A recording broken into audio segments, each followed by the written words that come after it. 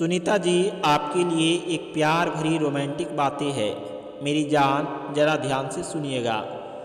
सुनीता जी, तुम दूर होकर भी इतनी अच्छी लगती हो। सुनीता जी, तुम दूर होकर भी इतनी अच्छी लगती हो। ना जाने पास होती तो कितनी अच्छी लगती, कितनी अच्छी होती। मेरी जान, काश एक ऐसा दिन आए, काश एक ऐसा दिन आए कि तुमसे मेरी शादी हो जाए, तुमसे मेरी शादी हो जाए। आई लव यू मेरी जान, आई लव यू टू।